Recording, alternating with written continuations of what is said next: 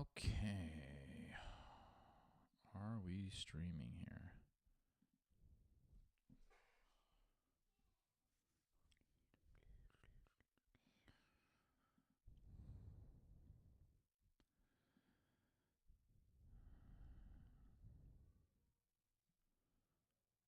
Okay, looks like we are live.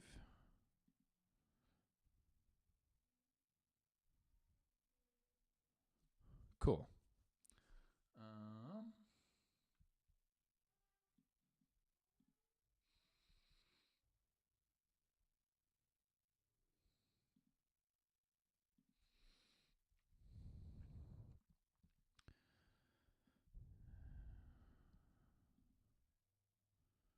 And are we back on Twitch?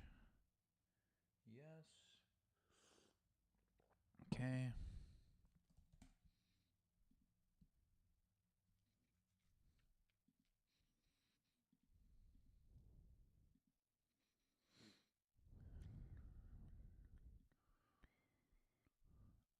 Okay, cool.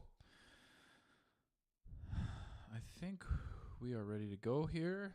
So, we're streaming to YouTube, Facebook, and Twitch all at once now. I'm going to be just kind of wrapping this track that we've been working on for the past little bit. We started this track a couple weeks ago, first time I went live. And I've spent the past few days kind of just ironing things out. And I think it's in a good spot. This morning, I think I finished the kind of what I'll call the final production. But we'll see. We'll see if that's the case. So I'm going to start with just going through everything and starting to introduce some of the bus work that I typically do. At this point, I'm going to be bringing in, like, you'll see how I sidechain soothe to, essentially that's how I'm getting the kick and the snare through, using soothe as the mechanism for that.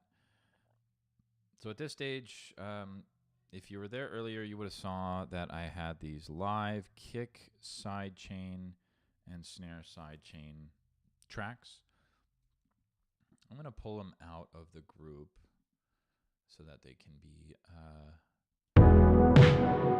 used separately. And what I did was, after we printed the kick and snare, I'll just pull up both so you can see. So live kick and live snare. I'll just quickly, I'll just do the kick so you can see quickly. So if I zoom into one of these regions, I've just basically shoved the kick sidechain up 10 milliseconds. And it's kind of an old school way of doing this, just by literally moving it, but I just found it was the easiest. So live snare never got moved. Okay, so we're good there. We may have to open up the drum bus at some point, but for now, yeah, we're just gonna leave it as is and start introducing those side chains. So where is this one coming from? The bass. You know what? We'll just throw it off to the side. Okay. So I think the first thing is, let's focus on how the bass is sitting with the kick and snare specifically. So here we go.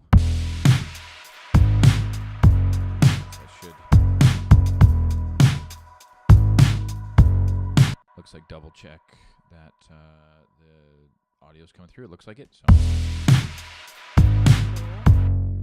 this is our bass bus. I usually enable a Pro Q, but I leave it blank.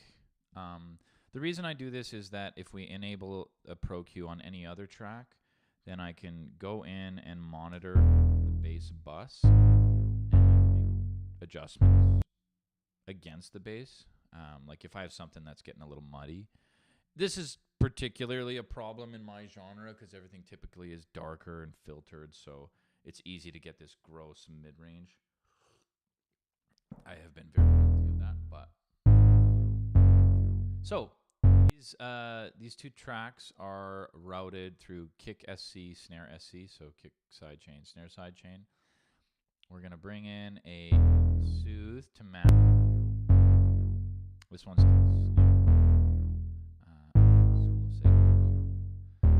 So all that does is essentially monitors that side chain, and it cuts the frequencies that the snare needs to get through. So it's not ducking the whole mix like a traditional compressor. This is somewhere like a more extreme version of a multi-band compressor. And the same thing with the key. So if we bring in the whole drum,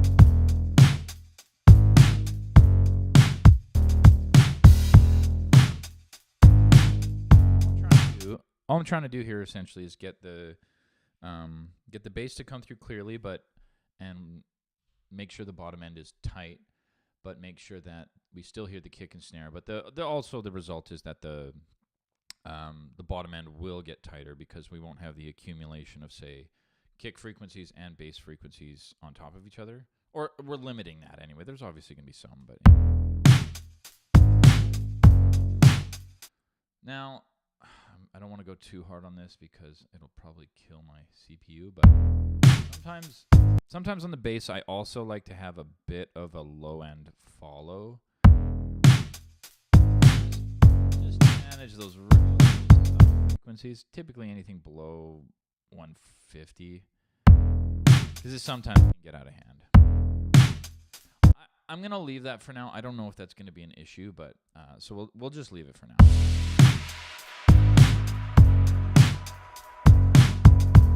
Now, on this bus, this effects channel has things like risers, crashes, sub-effects, and the vocal drones you just heard.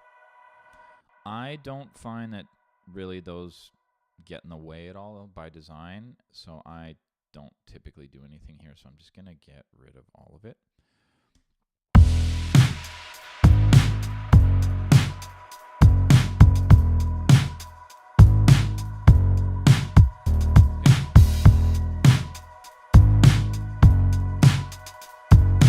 Now, one of the next instruments or groups of instruments that is problematic is the keys, because they're so wide-ranging, and the keys tone that I like to use is pretty low, mid, heavy. It's a pretty woofy tone. I have already scooped a ton of that out. Actually, I don't think I scooped it out. I used a high-pass filter to trim the bottom. I did thin it out quite a bit already, but this is an instrument that really can battle the low end.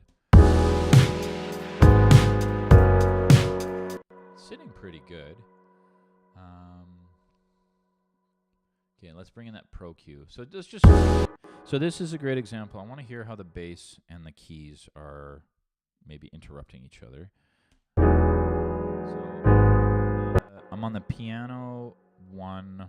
Oh, I didn't mean to put that on piano 1. I wanted to put that on the bus. Okay, so I'm on the keys bus, which really is just the piano anyway, so it's not that relevant. We're going to use an external spectrum on the bass. It's pretty good. There's kind of a bit of overlap here.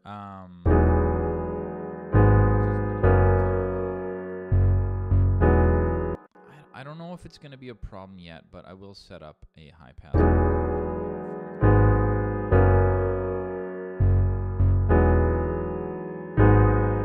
It does lose some body, but given how deep the mix is, or sorry, how not deep, dense the mix is, it may just be an issue regardless. So yeah, it's something to consider for sure. We'll leave that there, and we can also automate that for different sections. So like we can, for example, in a section where the piano is like there's not much happening and the piano's in, we could maybe roll this high pass filter down and let a little more of the low end breathe. But when we get to some of the more intense areas, we can obviously clear some room, right?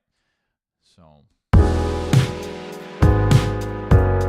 let's try this C section because there's a secondary bass that comes in there, more of a steady bass.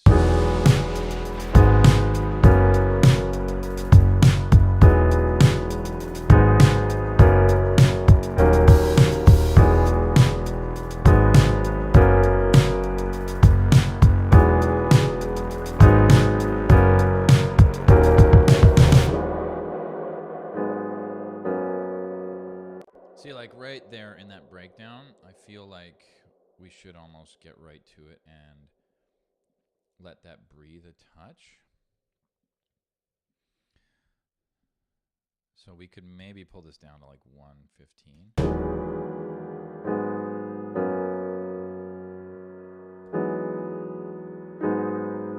So if I solo that, you can hear how it'll sort of thicken up a bit.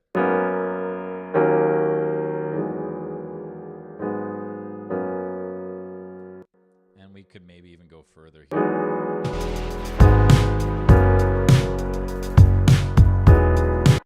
When there's something else filling in that bottom end, it's not as necessary, in my opinion, to like. Or sorry, let me rephrase that. You don't notice the cut as much because the other instruments are sort of filling in that space anyway. If you solo it, you notice how thin it is, right?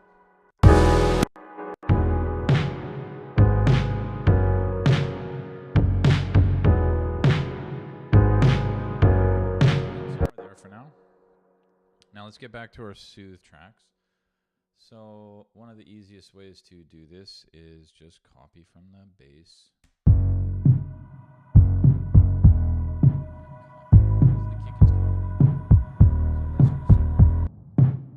Maybe listen to, I don't know, this B section. And B section.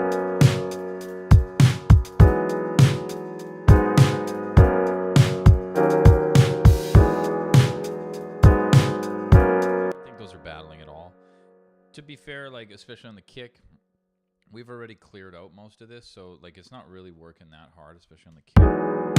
Sure it is, but there's not a whole lot of information down there anyway, so this is pretty good.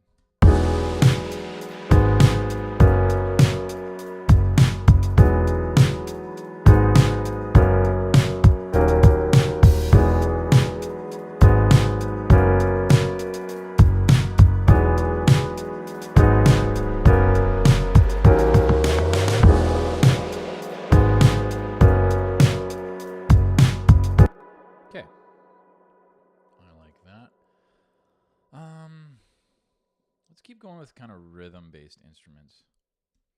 So let's do these wubs next.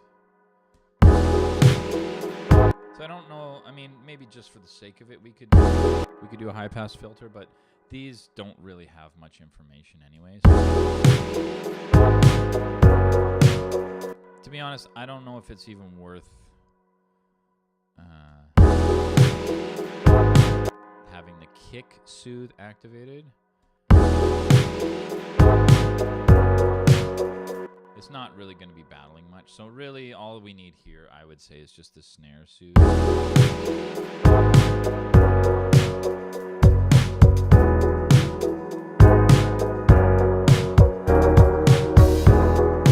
Let's go to a section where that opens up a bit.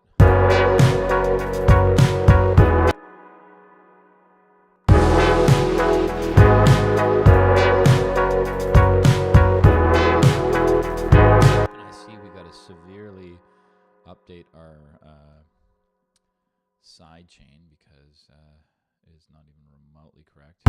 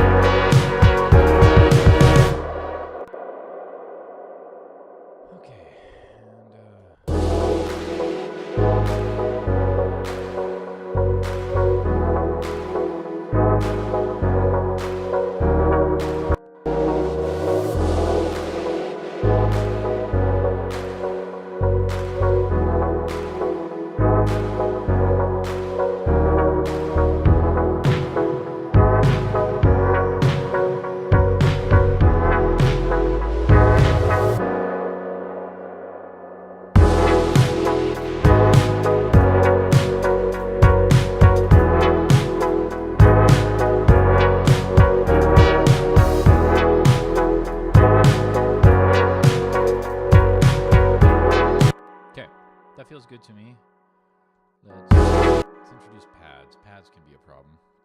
because pads typically like to overtake the image. But again, we've done a lot of prep work here. The did I not enable this? Yeah. The saw pad is full stereo width, so that'll be the tricky one. But this pad has been pushed off to the side. Now, granted, it is low mid area, so that's one we'll have to worry about. So let's play that with the bass.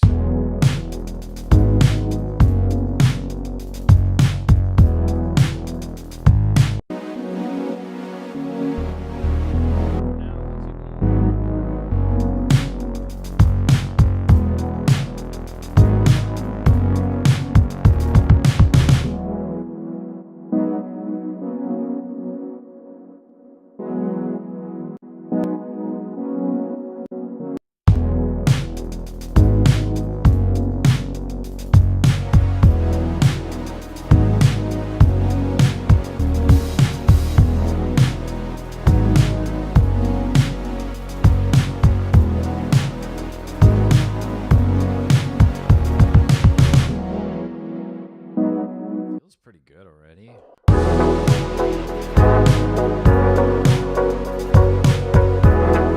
do feel like this wub is a little loud. Let's pull it back.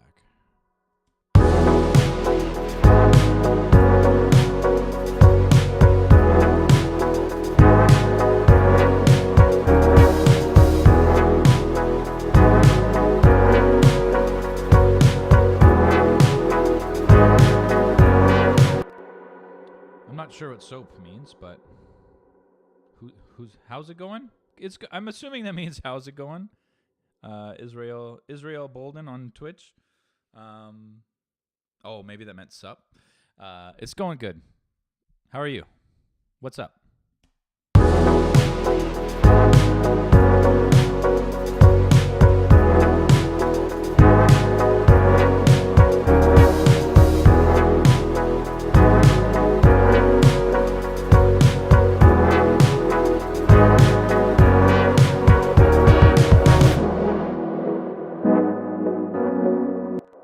Cool. I'm digging that.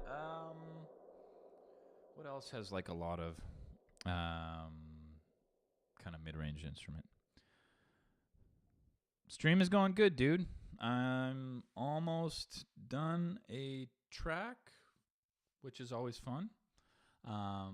Just working through the final mix. And right now we're just looking at problem frequencies and make sure that instruments and the groups of instruments are working together. So a lot of like sidechain, smart EQ stuff. Yeah, just to finish it off. So yeah, I don't know. The thing about these streams is like this is what I do all day, every day. So I'm having fun. Yeah. Yes, these guitars. Okay, so I don't have too much of a problem here, but this again is an instance where we may want to kind of sneak in the high pass filter upwards a bit,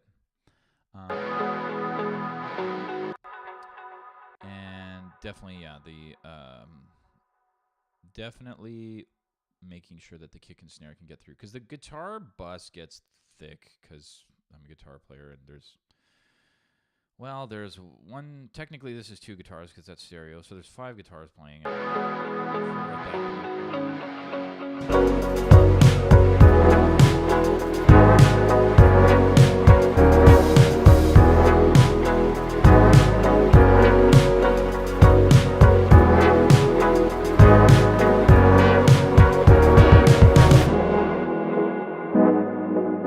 Cool.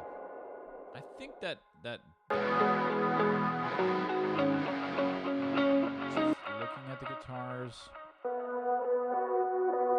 there's not many parts where the guitar is like the main like low end rhythm driver. So I don't like kind of what we did on the piano. I might consider like pulling this high pass filter down, opening it up a bit. I don't think that's going to be necessary here. In fact, I think we could still squeeze a little, like maybe up to 170 out, because there's just so much going on. Let's hear that in more of a dense section.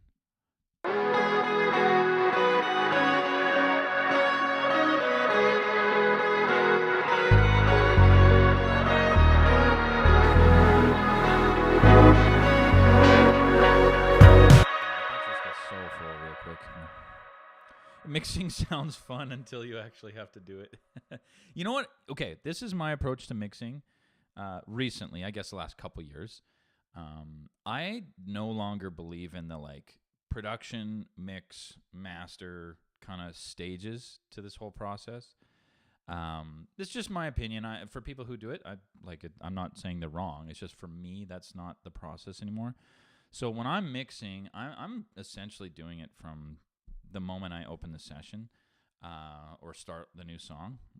And the way I approach it is like, let's say I want more top end, or instead of grabbing an EQ, I think of an instrument that needs or that has top end. Or if I want something if I want more punch, I think about something that brings punch, you know? So I don't know. For me, the whole process has become a melting pot, including mastering. And I know a lot of people would say that that's not the right way to do it, but it just works for me. And yeah, so mixing doesn't become this like laborious kind of like chore, you know? It's just like something that happens as we go. And yeah, so yeah, honestly, you're right. It saves a ton of time and a ton of headache for sure. So I have everything kind of like in my template set up to allow me to do the mixing that I do while I'm making these tracks. So yeah.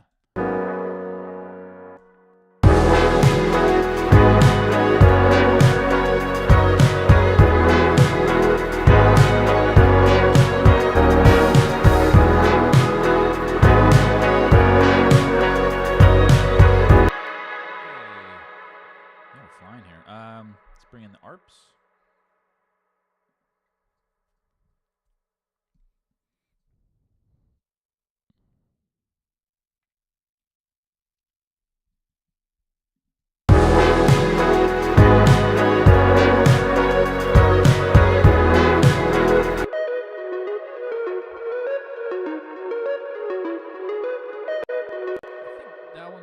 Doesn't have a whole lot of. There's a little lower mid in there.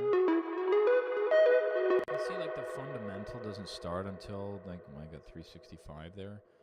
So I think we could maybe give this like a pretty steep like 24 dB slope. Maybe pull it around 220.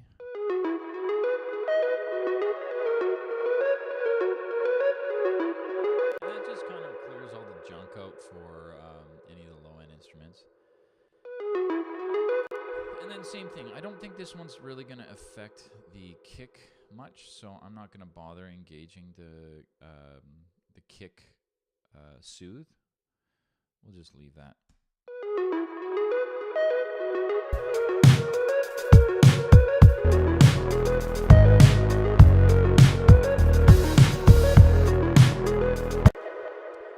Well, okay, so it is a busy. I typically overproduce, I would say, but I have a lot of layers in there. So it's not necessarily that I'm trying to get it less busy. I'm trying to get the instruments to not battle each other, and I'm also trying to avoid like accumulations of frequencies in certain areas. But a lot of the instruments, like in this ending, a lot of the instruments are textural. I haven't brought in the lead yet. But even the guitars, they're all texture. The lead guitar you hear is the lead melody. It goes underneath the synth lead. But even in the previous section, there's no real lead. Same with the... and the wubs.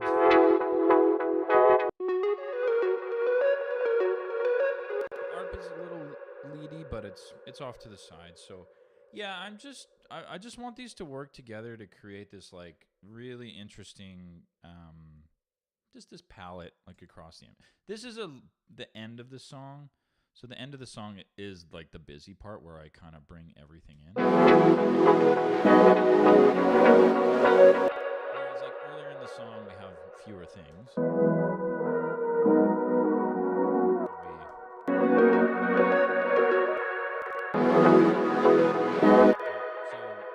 It's just making sure they don't step on each other, I guess. Yeah.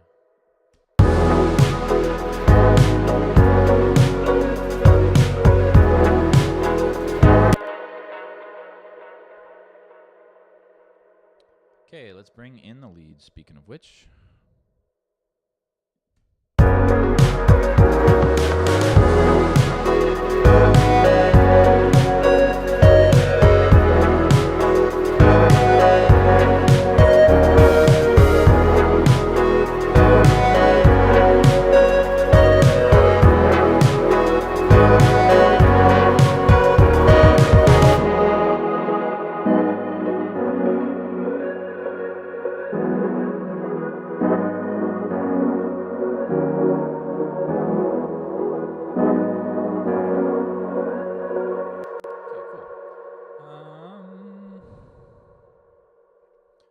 I think that lead could be a little sharper. And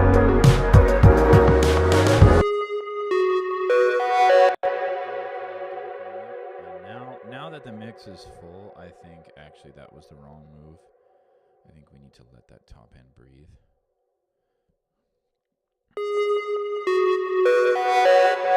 It was just heavily distorted, so before everything came in, I think it was just maybe too much, but I don't know, maybe it needs it now.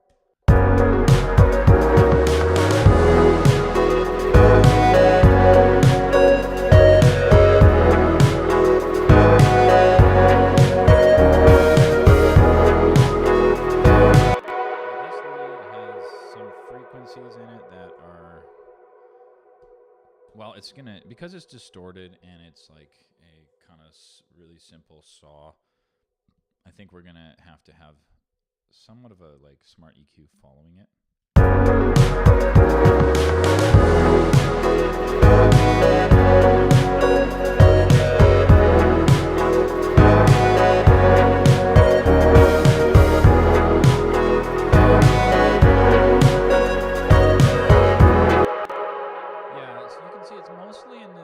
Still, again, like the lower mid-range. If we follow the frequency, it gets rid of that stuff that kind of makes your head tilt and just,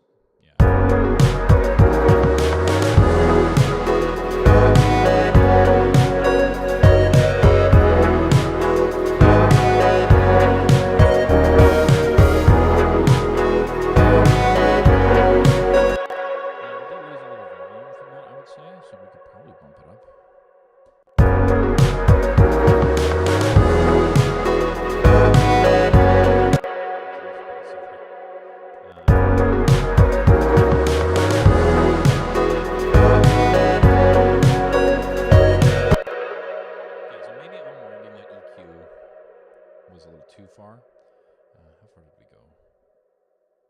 So we were originally at 56, and we ended up at 96. So maybe this goes halfway, around 7.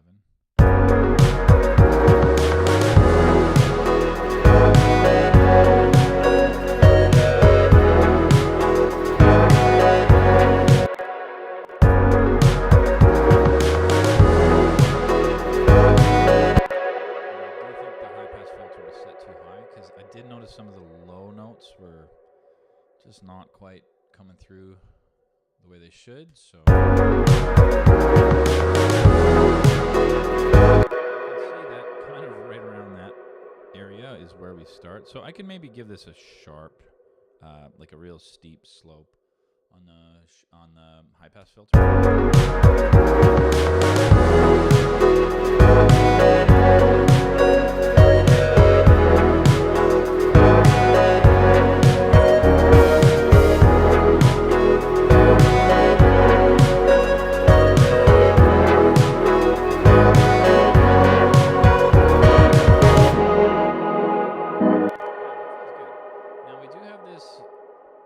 This one underneath that is an octave up, that in the first section C it jumps,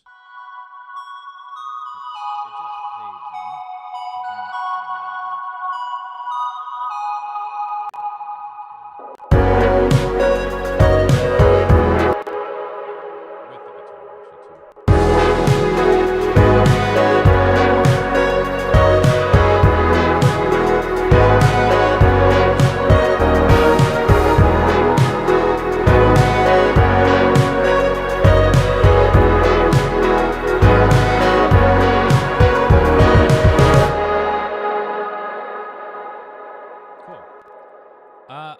with that. It's a little chaotic at the end, but that's kind of the point.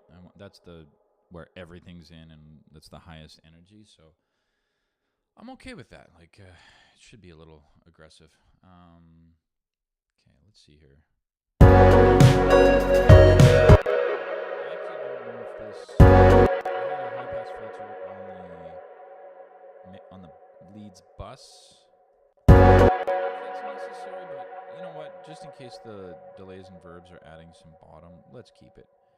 So let's maybe keep it around the 250 mark. We'll maybe be a little more gentle with it. We got a 12 dB slope, and just nice. Okay,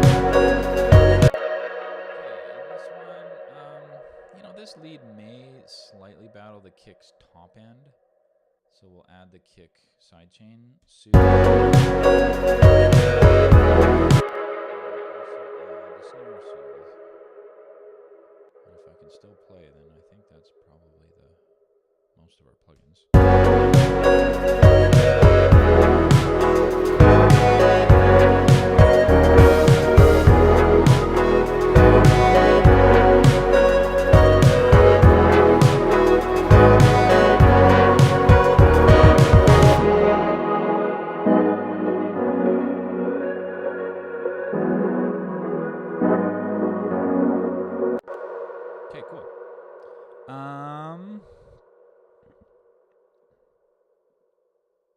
What else?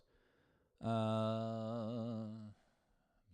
pretty good. It's maybe from here on out. I know what we got to do. So I like to kind of follow standard let's call them classic practices for metering, and we're gonna go to our loudest part. And essentially, what we want is somewhere in the realm of our DIN meter at 0 dB, our VU meter at 0 dB, and then that is kind of the optimal spot for me to add my mastering chain. So, wow, that sounds. Oh, thank you, Olio. I hope I'm saying that right, but yeah, thank you. I appreciate it. Thanks for tuning in.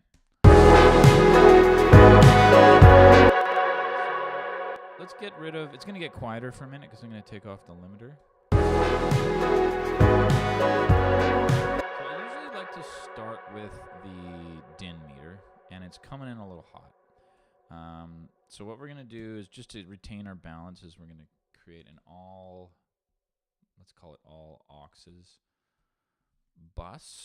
group, and I'm going to bring this down until the DIN meter is kind of like hitting 0 dB. It doesn't have to be perfect, but around there.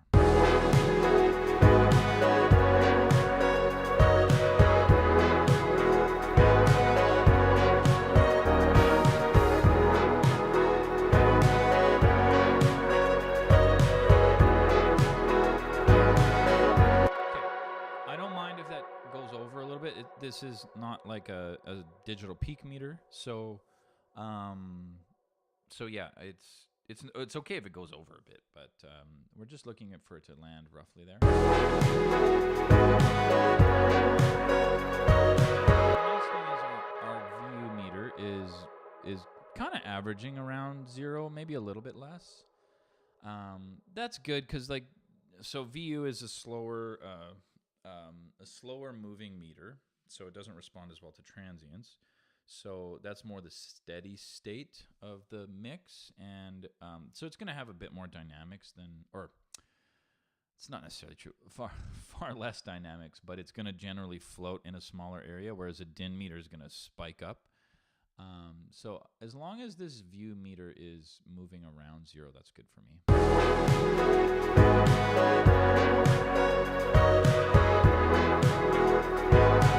that we have that, I'm going to bring my limiter back in. It's going to get louder again. Don't need these 2 meters, so let's just focus on getting this limiter kind of at a good spot.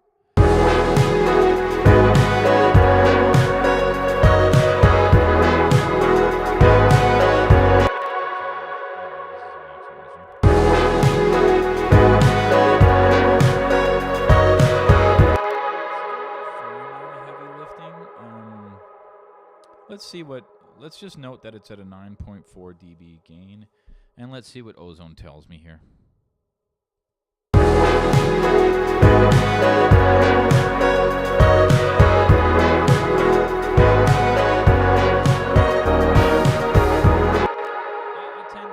tend to listen to Ozone. Maybe this is slowly phasing me out of a career, but I want to see just like a couple peaks get hit there. I do have this soothe, but given that I'm starting to feel some lag, I'm going to just disable it for now. This God particle might do the same. If I can get it loaded. Oh, I wasn't patient enough and I returned it back off.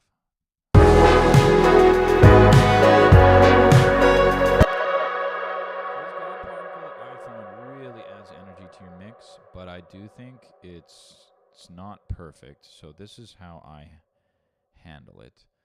I actually set this limiter based on the part of the song that I'm on.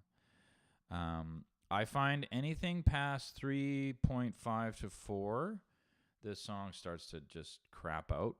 So let's actually stick with 3.5 on this track.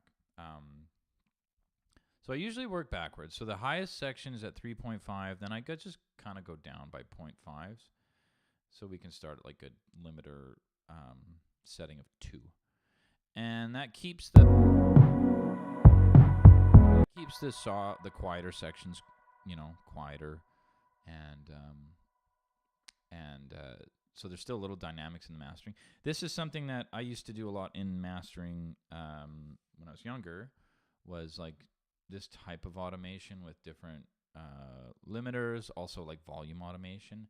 I've kind of just worked that into my mix. So this is sort of like a mastering automation, sort of, that you could do, okay? Since I think this song worked out to be symmetrical in terms of growth, yeah, we can just copy it that way. So yeah, we'll see essentially each part, the limiter will work a little bit harder, and yeah, that's it'll get more exciting. Sorry, Olio. Please let me know if I'm saying that right. I mean, I've seen you comment all the time, but I've never actually had to say that name out loud. So we'll see. Anyway, yeah. So I haven't decided yet on the name of this track. I'm not sure. I feel like I've just been such in the zone of building it that I haven't really had time to think about it.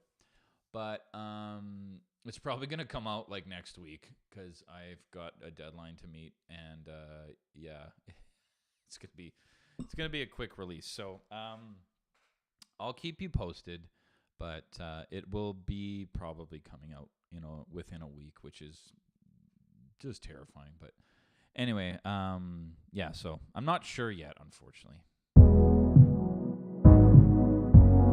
Okay, and then the last stage here is I do like to have one final smack at it with Ozone. Just for the last bit of... I know this is very minute, but just those little peaks, I just like to squash them a little bit. So that's kind of... I'll engage Soothe later, but that's kind of the chain. So yeah, I don't know. Let's I might just have a listen, and I'll stop it if I find something I don't like, but we'll just see where it's at.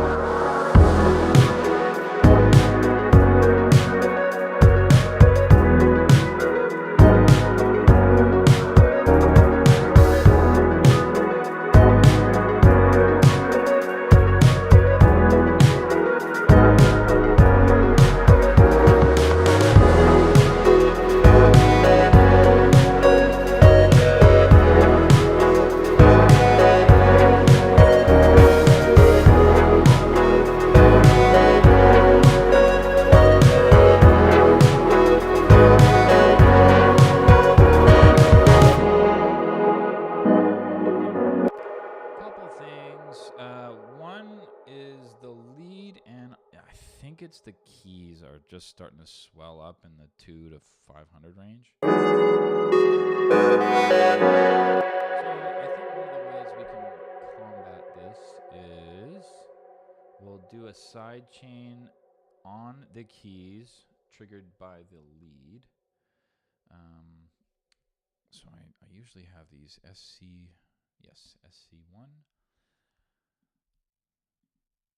Okay. So what we're going to do here is we're going to add one more soothe to the piano. And I'm going to set it to monitor, can I search SC1?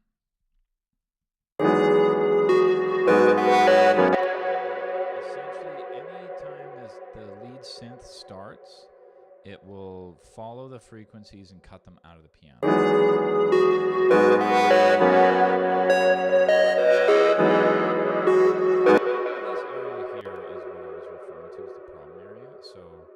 Let's hear that in the mix, because I just noticed it got a little thick there when the lead came in.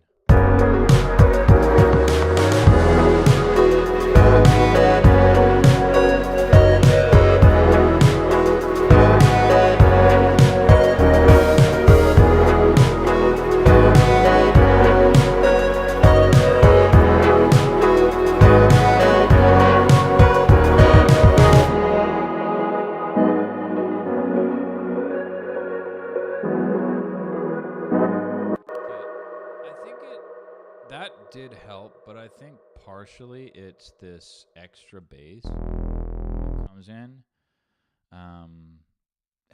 It's nice, but it's just like, it's kind of like sugar. Like, it's good until it's too much. And I think we just gotta, you know what, maybe we leave the shape of it, but we just bring it down in volume, because I think it's just overwhelming the mix now that we're at the final stages.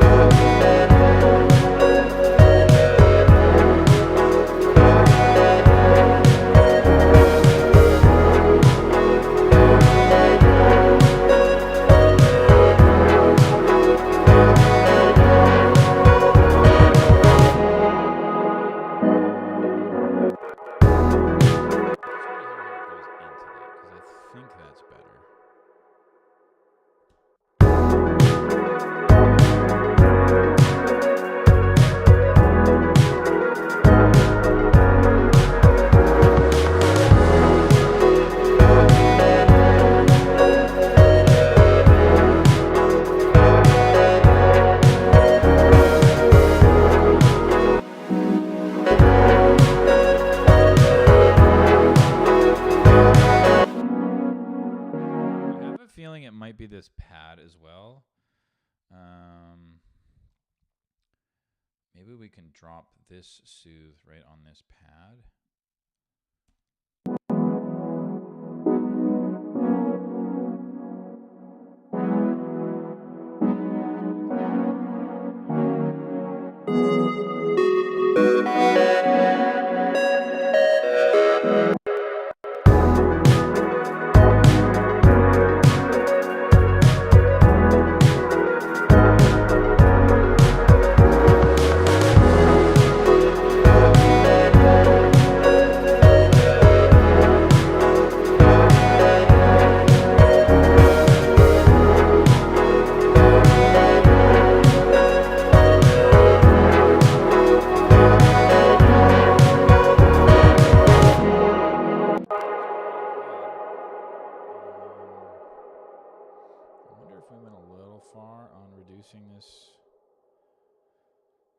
We're at the stage where it's like any minute difference it's tough to tell, but yeah, that feels pretty good though. I think we've kind of cleared out the space there.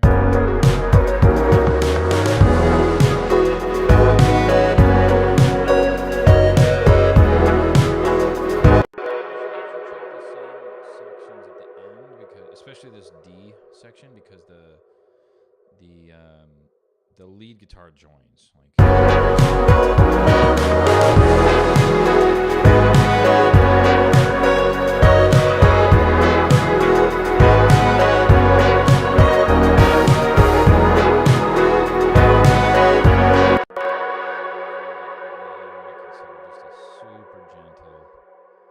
cut on the bass.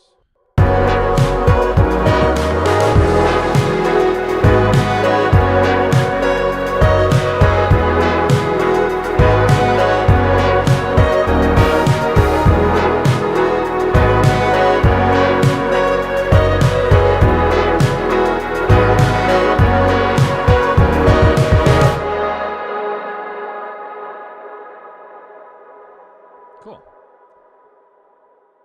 Jeez, I think we're almost done.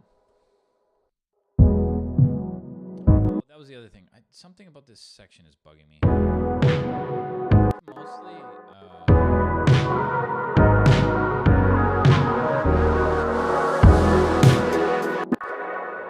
from A to B, I guess.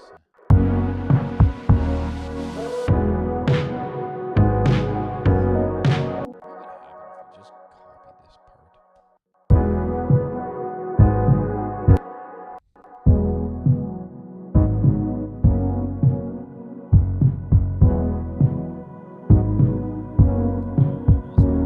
Too much drones at the beginning. Yeah, definitely too much. I like the drones for adding air, but when I can hear them, it's too much. That's what those are. So let's just bring them down 4 dB. Or turn them up 12. Whatever you want to do, Pro Tools.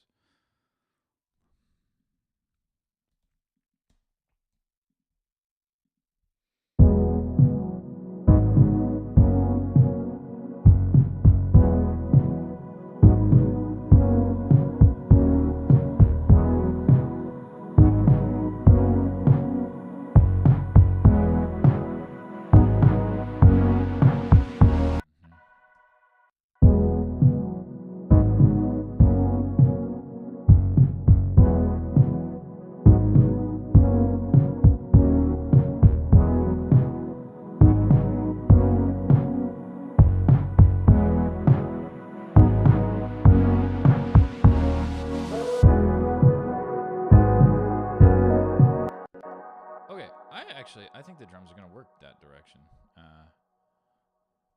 Let me just check what automation we have here.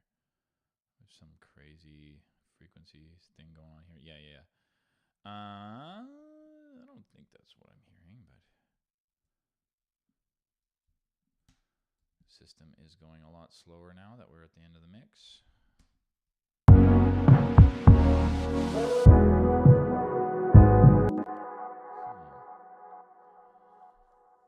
I think no matter what I do, I got to open the drums back up.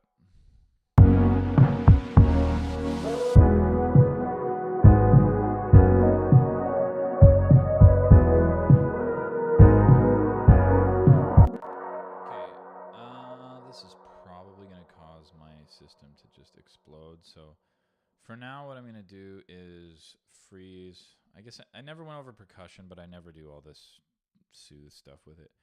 So I'm just going to freeze all these tracks up to soothe. So these are all instrument buses. That way I can turn all the underlying tracks off, free up the CPU. I want to work on the drums a bit more, just not quite happy. And while I do that, I'll be right back. I'm going to go to the washroom and get a tea.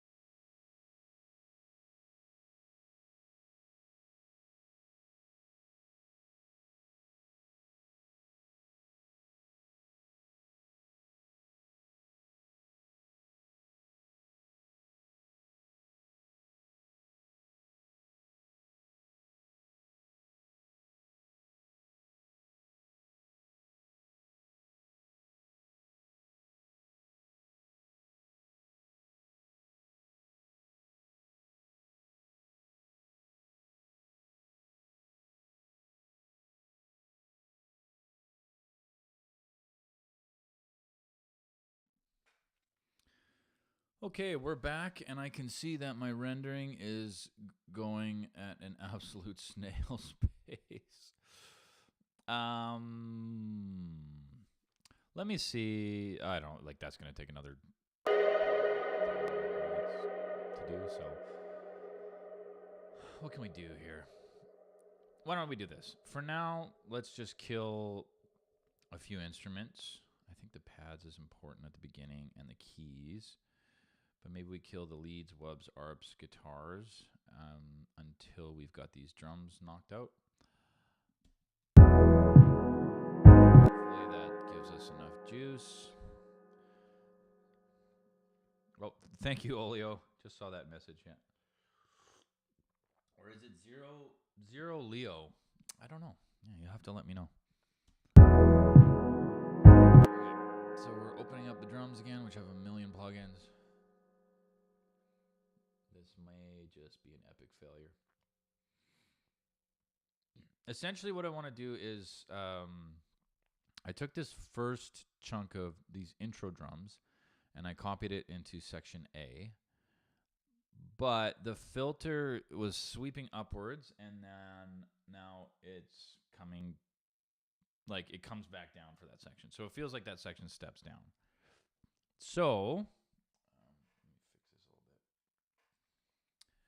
So I want to counteract that, obviously. Let's see here. We're going to need those drums too. Did we not print the live drums? I thought I did.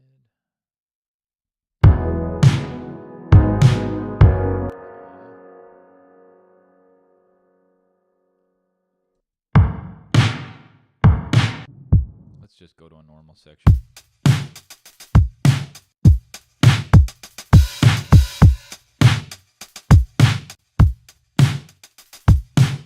Volumes are different.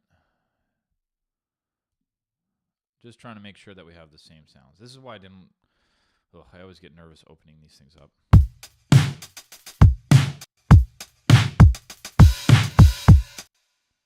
Okay, we have slightly different sounds.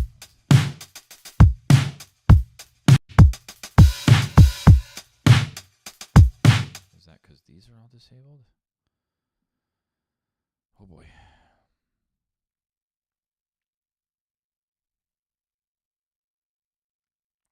Neutron's the one causing the problem.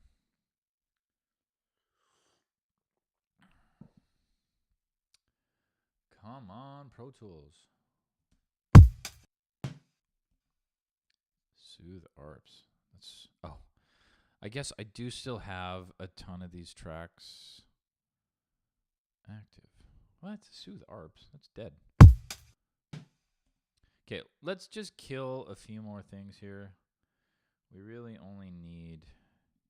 I don't even know if we need anything outside of this. Okay, that seems to be working.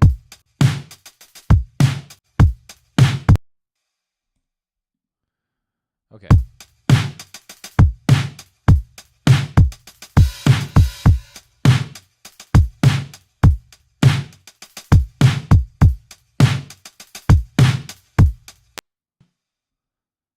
Well, this was disabled, so is there a bypass automation?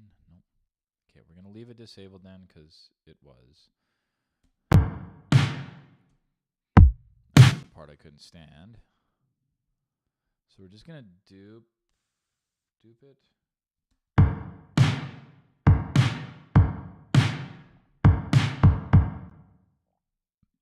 And get rid of this. Yuck. Ugh. Oh my lord, we had so much automation. Ugh. I knew this was going to happen. Okay.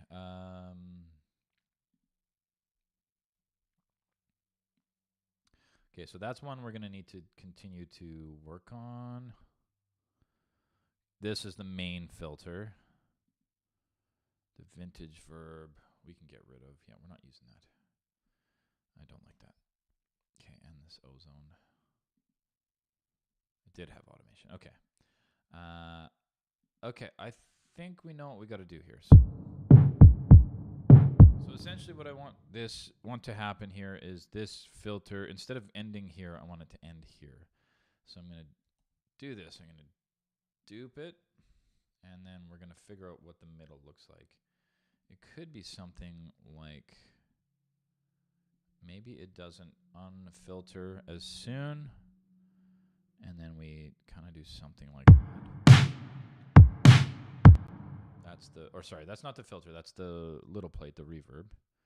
So same thing here, we can maybe just give it a little jump. But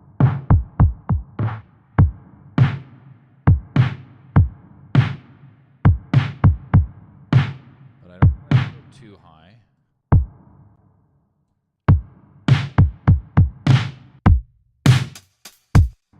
Of course, right there it sounds hilarious, because Pro Tools cannot keep up with the automation. But okay, let's keep going.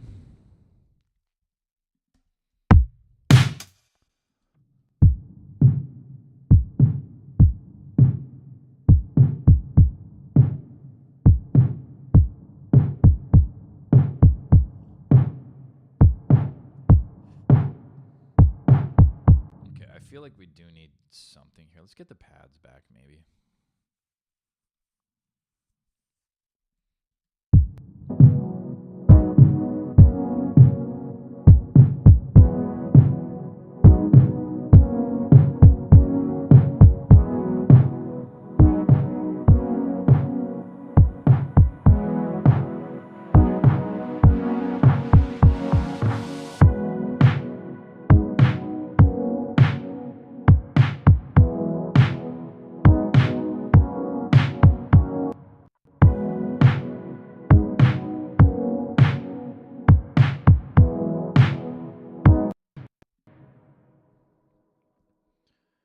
Maybe it doesn't even need, it just goes steady. Okay.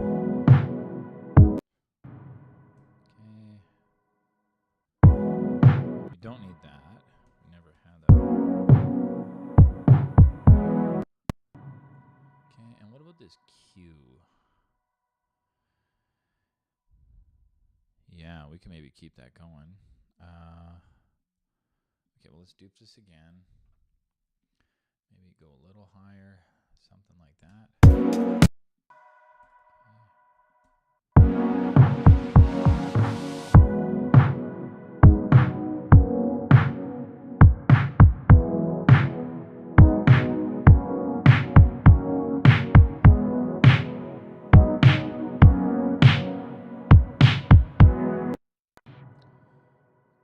I think that might do it.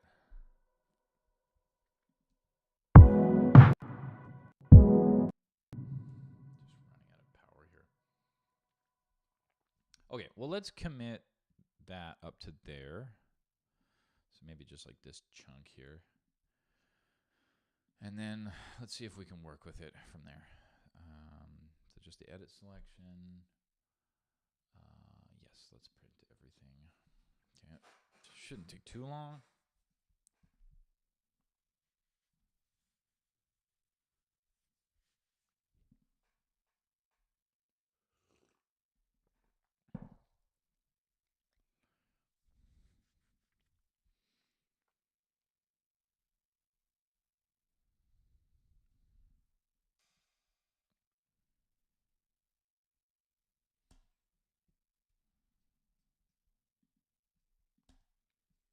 Okay, let's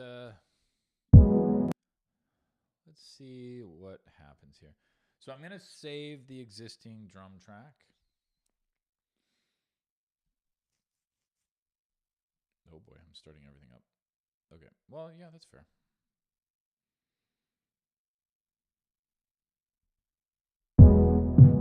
Yeah, okay. Now we're gonna do all drums back up and do a second playlist. We'll call this Alt. Oh, I should have duplicated it, but whatever. We'll go like that. And then see if we should still cut it there.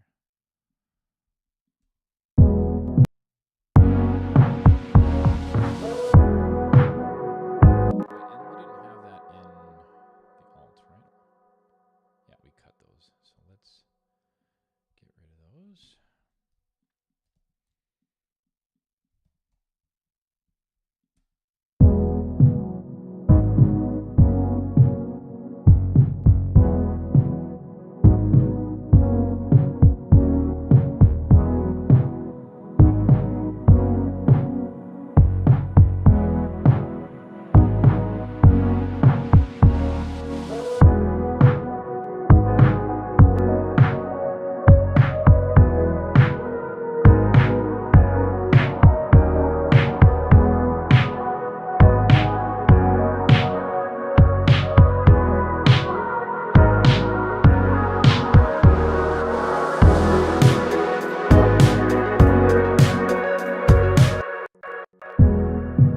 Oh, these drums are tricky.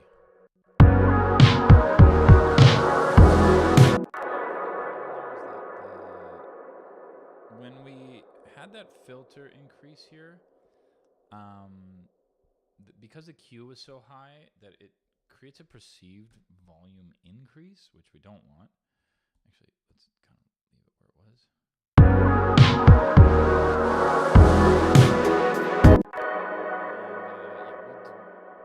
We don't want a perceived volume increase. We would like it to actually feel quieter than the previous section because we want it to feel like the B section jumps up.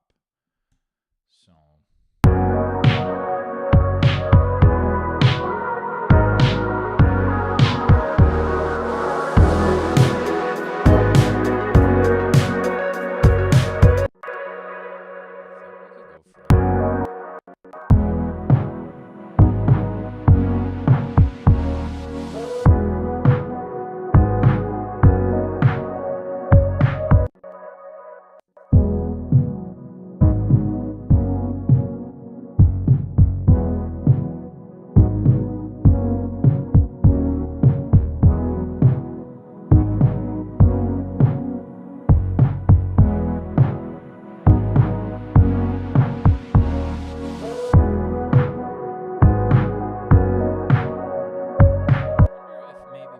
too is that these cymbals are a little much. Like maybe we don't need this cymbal swell. It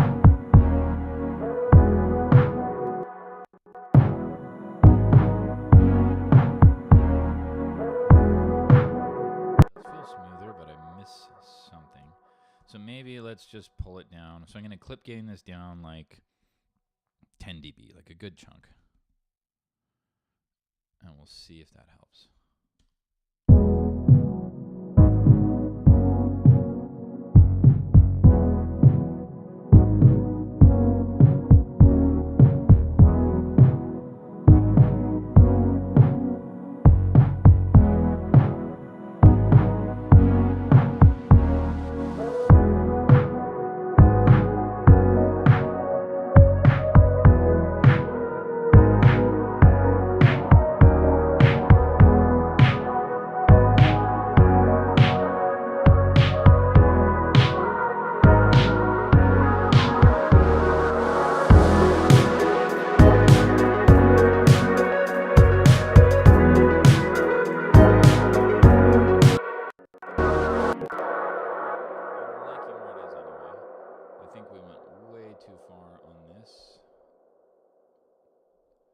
Where we were automating the drums, the volume trim down further. I don't like that. So what did we end up here at? That's at -1. So let's just get it back to -1.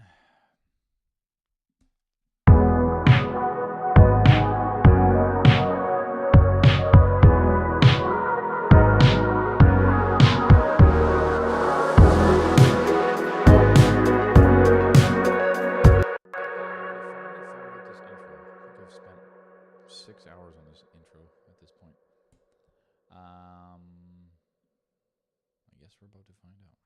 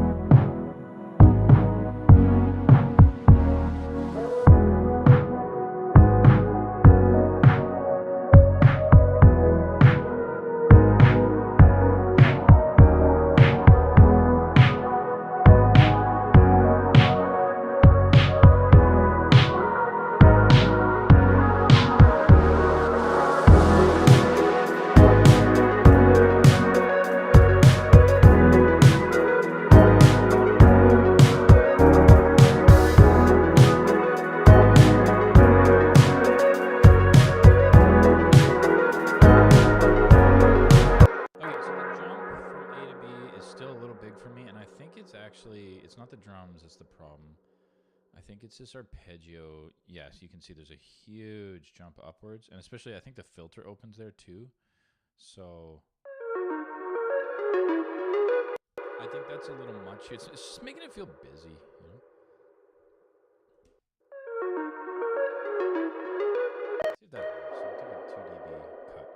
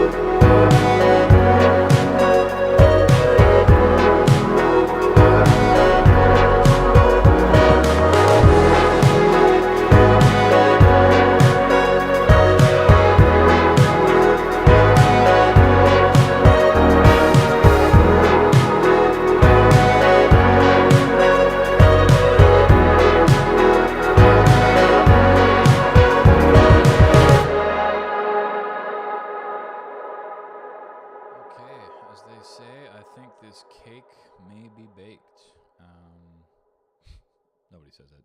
Don't say that.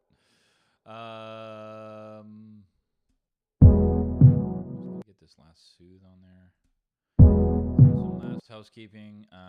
I am still gonna listen to this in a few different spaces before it goes out for distro. But I think from this seat, I think that's about as far as I could go without hearing it in other places. So yeah, but a couple housekeeping things.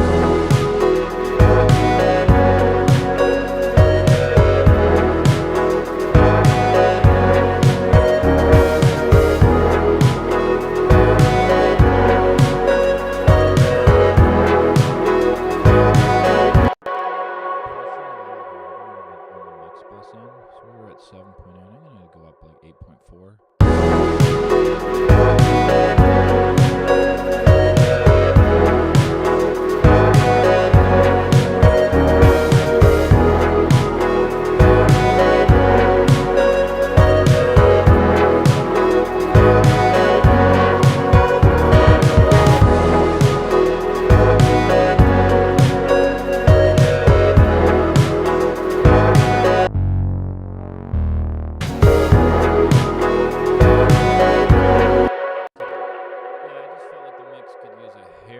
Pressure from the mix master's end.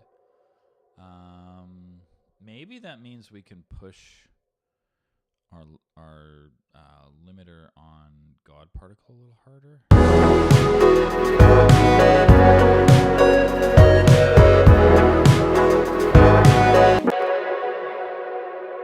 Let's take this.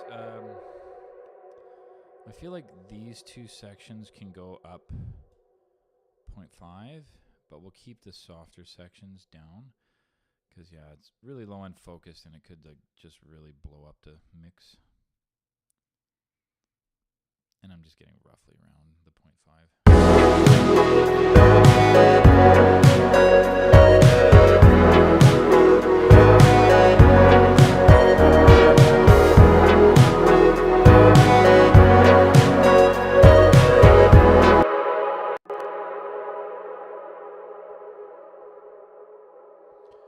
away. I just still feel like this beginning is a little squishy. So I'm going to yank back our limiter on God particle. It is like partially that like the drums are distorted by definition. So I might just be hearing that.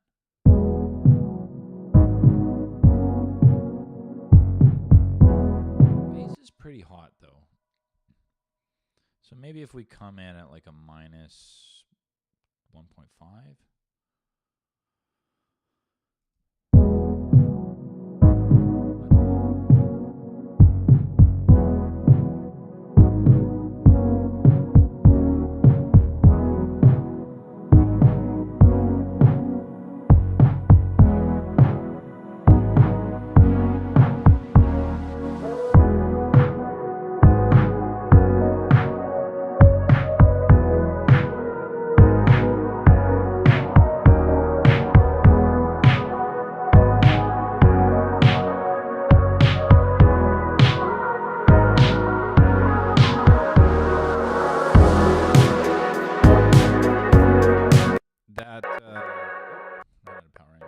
That snare right at the very end there, it just, or not at the very end of the intro. Oh my Lord, Pro Tools. Bear with me here. Pro Tools is struggling to keep up here. This typically happens at the end of a mix. There's just a little bit right here that like I want to just tame down, and instead of going in and doing it at the drum level, I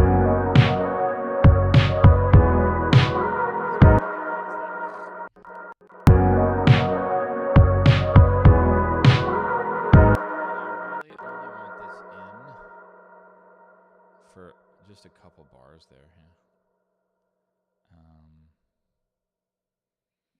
Basically.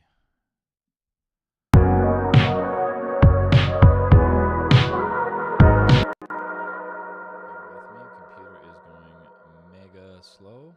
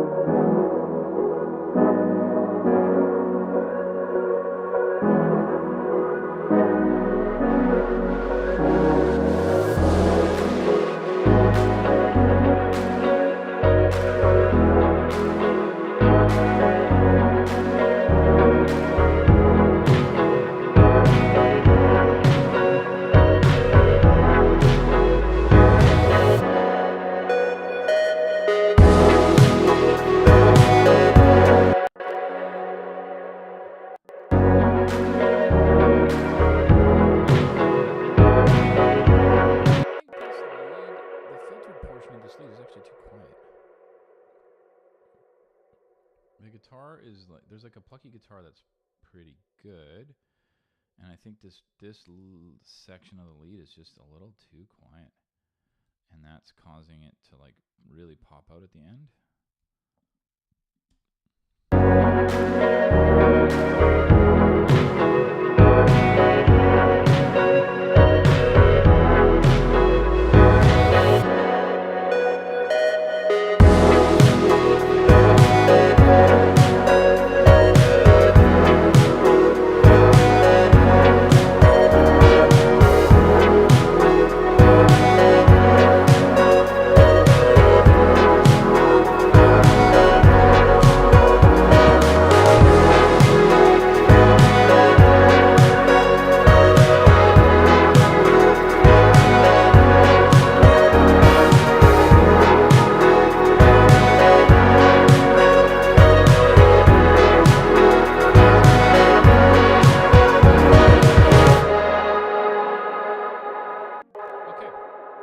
think we're done our first mix.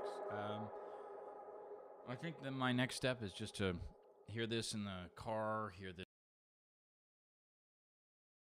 just a few different places that I'm comfortable with, and then put it up. So, yeah, I'm going to print this down. I guess that'll be the end of the stream for today. But yeah, I would expect this, again, because of my looming deadlines, I would expect this track to come out next Friday, which is so ridiculous. But, it's been a busy month. So anyway, thank you guys for tuning in. And, yeah, who knows? I might be streaming this weekend again just to keep rolling. But, yeah, thanks again for listening and hanging out. And listen.